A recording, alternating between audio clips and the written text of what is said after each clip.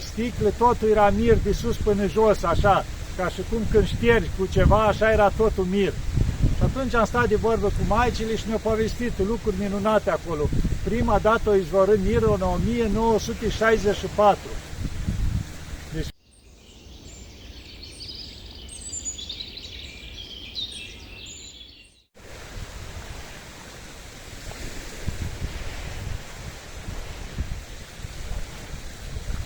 iată, dragii mei, că ne vedem iarăși. Vedeți, aici am venit undeva pe malul mării. Pentru că ceea ce vreau să vă spun, oarecum are legătură cu marea. Pentru că e timpul verii, să spunem, și mulți își programează concediile să duc în diferite locuri, în special la mare. Și atunci zic, hai să vin și eu cu o idee. Dacă tot vreți să vă duceți, să vă bucurați undeva cu familia, bineînțeles, care vor. Avem mari și în România, frumoasă, deci așa. Dar care vor să ajungă în Grecia, e marea foarte frumoasă. După cum să știi, cele mai frumoase și mai curate din mările din lume. Dar poate fi combinat, cum se zice, concediul ăsta. Se poate veni câteva zile la mare și se poate face în același timp și un pelerinaj prin Grecia, unde sunt atâtea locuri minunate și frumoase. După cum știți, pentru că, fiind familie împreună, se poate, putem lua de aici de la Uranopolis, poate face croazieră în jurul Atosului. Sunt mai multe corăbii la Uranopoli care fac croazieră în jurul Atosului. Dar de la Uranopoli încolo sunt și plaje. Deci se poate face croazieră, se poate sta un pic și la soare, la mare, cine vrea să înnoate un pic în mare, deci se poate lucrul ăsta. După aceea mergem mai departe, la Tesalonic, Maștele Sfântului Mare Mucenic Dimitrie, a Sfântului Grigori Palama. Și tot așa, mergând încolo, este la Sfântul Dionisie de Olimp. Ei, trecem mai așa, ca să nu mă lungesc, la Sfânta Paraschevii, Sfânta Mare Muceniță la Tembi, unde e izvorul Sfintei Mare Mucenițe acolo, care vindecătoare de ochi. Și după aceea mai avem în insula Evia, un loc foarte minunat acolo, la Sfântul Ioan Rusu, unde se află moaștele Sfântului Ioan Rusu. Vedeți, acum au trecut prin spatele meu barca rapidă, cum îi se spune, care așa mai de 40 de persoane care face în jurul Atosului. Asta nu-i de croazieră, asta ia pe la mănăstiri. Oamenii aduce închinătorii și îi scoate când pleacă. Da. Și cum vă spuneam, în Evia se află moaștele Sfântului Ioan Rusu, un sfânt care face foarte multe minuni. Și tot în Evia, la o oră distanță, e mănăstirea Cuviosului David, unde se află și mormântul Sfântului Iacov Țalichi, care am și tradus eu o carte despre viața Sfântului. Acum chiar este din nou în tipar, în cel mult 2 săptămâni, cred că o să iasă din tipar.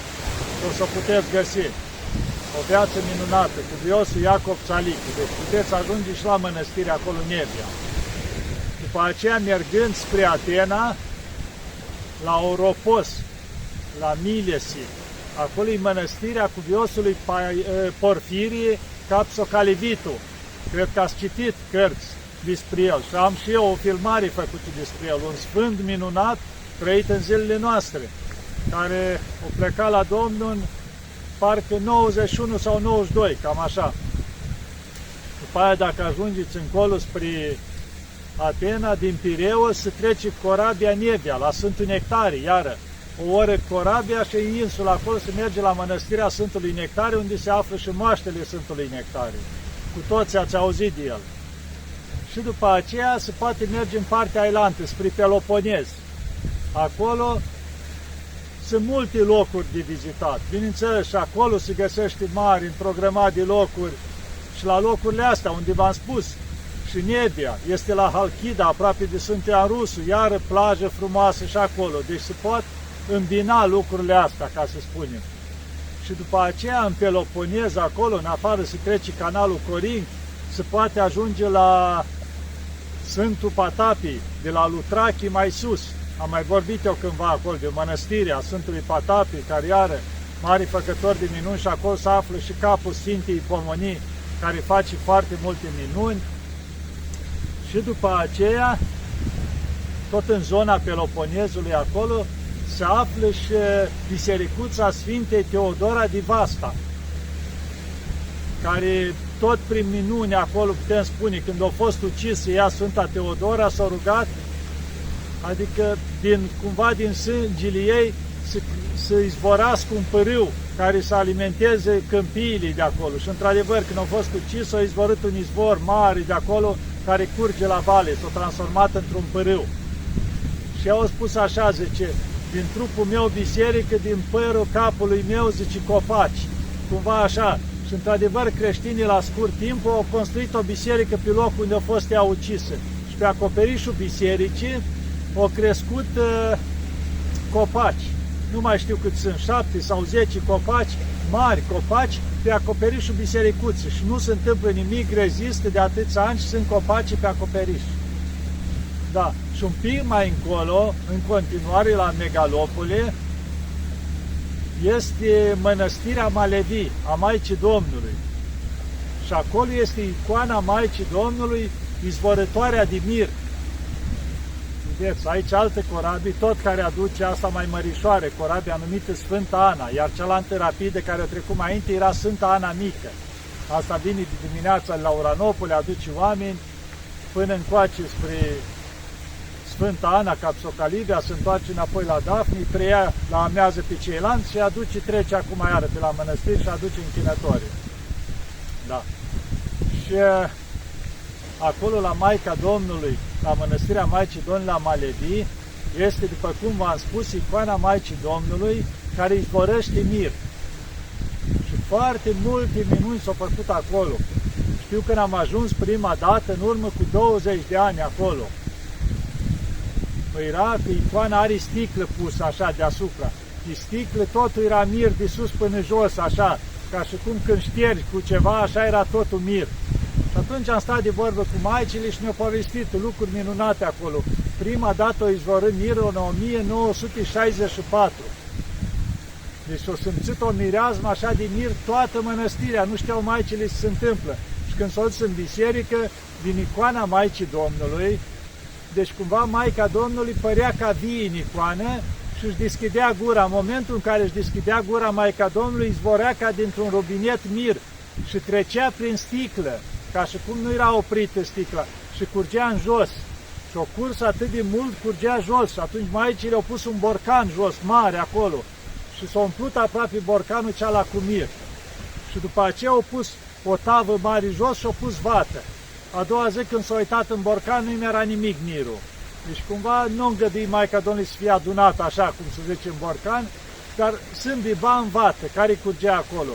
Și au început oamenii să vină și să dădea vată cu mir de acolo și să vindecau foarte mulți de boli, de cancer, care vineau cu credință.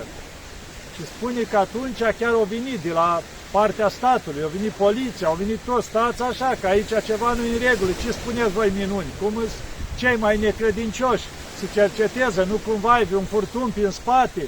Și în moment ce au închis biserică, scos pe toți afară, au rămas polițistul cu încă câțiva și au început să cerceteze. Și cum o șters el bine icoana, așa să se asigure că nu rămâne nimic pe ea, să vad el după aceea ce o să întâmple, de unde mai apare mirul, s-a uitat prin spate că nu-i nimic și s-a uitat la Maica Domnului și că să mai văd eu acum din iese mir. Și în momentul ăla Maica Domnului și-a deschis gura și, cum v-am zis că izborea așa mirul, a trecut prin sticlă de pe fața polițistului, l-a stropit. Și atunci săracul a început să strige, cred, Maica Domnului, cred, iartă-mă! Și aici afară și-a spus să-i minuni, cred, de cel care era necredincios. Și multe minuni tot se făcea și maicile adunau mirul, dădeau la credincioși și de multe ori s-a arătat Maica Domnului în chip de monahie, prin mănăstiri, pe acolo, sau vineau credincioși prin mănăstire și îi întâmpinau o femeie în chip de monahie, li zâmbea și dispărea. Odată chiar veniți, zice, cu un autocar cu oameni spre mănăstire și-o rătăcit drumul, fie în noapte, și-o luat-o pentru un loc care pustiu, era un drum care ducea să Încheioniva într-o prăpastie și deodată au apărut în fața monahiei autocarului și o scopriți-vă, nu aici e drumul. Și le-au arătat pe un soiei spre mănăstire să întoarcă înapoi. Și când au ajuns la mănăstire, au văzut icoana Maicii Domnului la intrare, au recunoscut monahia de acolo, că era Maica Domnului care i-a oprit să nu pățească ceva. Spunea cineva, povestea că odată a venit acolo cu un copilaș bolnav, a venit familia, cum ar fi tata, mama, copilașul și soacra, cum ar fi mama soțului. A venit acolo și, i-a cazat la arhondaricul din afara mănăstirii, acolo, unde e pentru oameni. Și noaptea le-a spus că era spre duminică, sâmbătă seara, slujba începe la 5 dimineața. Ei, pe la 2 noaptea, femeia nu dormea, că ca mamă știți întotdeauna suferința mai mare, copilul era foarte bolnav, era grav, adică nu-i dădeau mult doctorii de trăit. Și ea sta și se ruga. Și vede la un moment dat că așa ca o lumină se deschide ușa și intră o monahie cu o cădelniță, din asta așa, care e cățui, cum se zice, cu clopoței, dar nu s-auzea zgomot. Și a început să tămâieze camera pe toți oamenii care dormeau.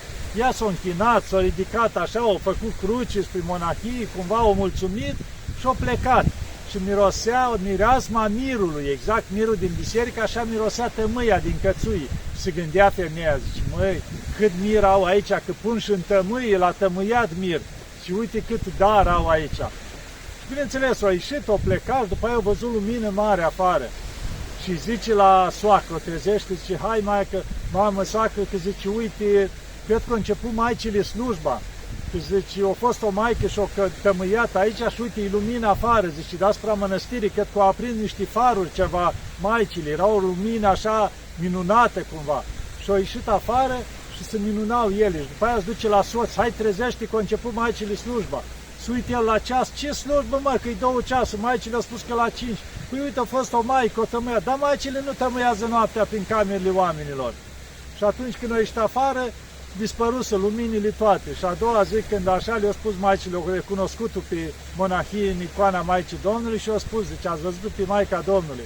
Înseamnă că o să vă vindece copilașul. Și într-adevăr copilașul s-a vindecat. Deci multe minuni s-au făcut și se fac la icoana Maicii Domnului de la Malevii. Acum am mulți ani de când n-am fost, nu mai știu care e situația acolo, dar știu că permanent, chiar stăteam de vorbă cu starița Dictor Mergean și ne povestea multe minuni. Că au trecut ani, am uitat și eu multe din ele. Știu că mai este o minunică, la timpul ăla am mai dădus starița și o casetă unde vorbea ea, cu mai multe minuni, așa, le povestea cumva ca să le aibă oamenii. Era un om care a venit cu soția paralizată la mănăstire. Avea dureri mari, era doctor, i-a spus, mult nu mai are, gata. Și atunci el, când a văzut că nu mai are nicio șansă, fusese pe la toți doctorul, nu, mergem la Malevii, la mănăstire. Dar avea de mers 5 ore cu mașina și soția zice, eu nu rezist atâta timp în mașină. Nu știu, trebuie să rezist. O luat un braț, o pus în mașină, s-a pus la volan și du-te la mănăstire. S-a dus la mănăstire și s-a început să se roage acolo. Și a stat și s-a rugat și la un moment dat a văzut o monahie că vine la ea. Nu mai rețin exact aici, dar cam așa ceva.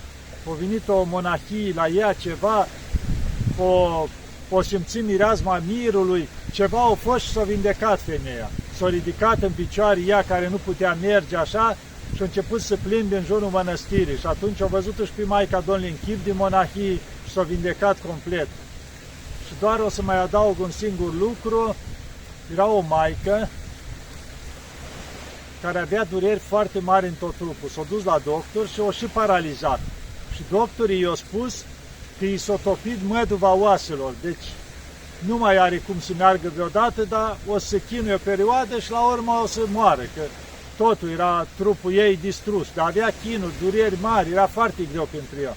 Și se rugau maicile pentru ea, așa e, de ce era, cum zice, mai începătoare. Avea câțiva ani de mănăstire, dar încă nu luase schima mare, așa, avea câțiva ani în mănăstire. Și se rugau maicile și odată ea cum se ruga acolo și ea, o vede pe fosta starița lor din mănăstire, că vine acolo împreună cu o doamnă, așa, luminoasă și vorbea între ele, zice, ce facem cu ea? Zice, măi, zice, trebuie să o vindecăm, că zice, suferă mult. Și atunci s-a întors spre ea și i-a spus, zice, uite, să-i spui la maica stareță ce are de gând să facă mai curând, că stareța hotărât să o călugărească, dar ea încă nu-i spusese ea, fiind bolnavă cum era. Și după aia s-a făcut nevăzută. După aia, după câteva zile, ea fiind în dureri și așa, o maică i-a făcut o injecție cumva să adoarmă un pic ca să mai poată depăși durerile. Și aude de bătând pe cineva la ușă și se gândea, mă, iară mă deranjează maicile, zice, nu știi cât îți eu de suferindă. Și în momentul ăla se deschide singură ușa și intră Maica Domnului cu fosta stariță și cu un sfânt așa, care i s-a prezentat după aceea, era Sfântul Nectarie și Sfântul Apostol și Evanghelist Ioan. Și i-a spus Maica Domnului, uite, am venit împreună cu ei. Și zice, pentru că mâine vei lua schima mare, zice, Mântuitorul hotărâse să te mai las în boala asta câțiva ani. Dar zice, inima mea de mamă nu mai suportat. Și atunci am venit să te vindec astăzi, zice, ca să ai bucuria asta înainte de a lua schima mare, să fii vindecată. Și zice, știi cine-s eu? Și-o luat acolo undeva Maica activa iconiță cu Maica Domnului de la Malevi. Exact, zice, eu-s Maica Domnului. Și atunci s-a făcut nevăzută. Că cumva i-au întrebat, dar de ce nu m-ai vindecat în urmă cu 2 zile când ai fost? Și dacă te-aș fi vindecat, atunci nu înțelegeau mulți vindecarea. Dar acum, zice, o să înțeleagă și o să slăvească mai mult pe Dumnezeu. Și s-a făcut nevăzută. Și atunci ceva au văzut că candela era stinsă. Și o sări repede că să aprindă candela. Adică fără să-și dea seama că ea nu poate să miște. Și a văzut că deodată e vindecată. Putea sta picioarele ei, se mișca. Și când a văzut lucrul ăsta, repede a ieșit la geam și trăgea o maică. Și a strigat, maică, vine repede. Și a ieșit în ușă ea. Și când a văzut maica, a început să plângă, a luat un braț când știa că paralizată la pat și acum mergea pe picioarele ei. Și a luat o fugire de la biserică, le-au găsit pe maicile alea, au strigat, veniți că s-a vindecat maica. Și când au venit toți, au văzut minunea care, după doctor, nu exista, adică nici de trăi nu mai avea mult și a vindecat Maica Domnului. Deci v-am spus un pic așa în câteva minuni de la Malevi, că sunt foarte multe minuni acolo. Doar ca să vă stârnesc un pic așa, cum zice, dorința de a ajunge acolo, cei care puteți și ajungeți în Grecia. Cum am zis, este o vorbă în popor, să combinați așa utilul cu frumosul. Adică veniți, vă bucurați și de Marea din Grecia, dar să mergeți și la locurile sfinte, ca să vă puteți bucura și hrăni duhovnicește, că sunt locuri minunate aici în Grecia. Da, dragii mei, să vă ajute Maica Domnului, să vă lumineze, să vă aibă în pază totdeauna. Doamne ajută!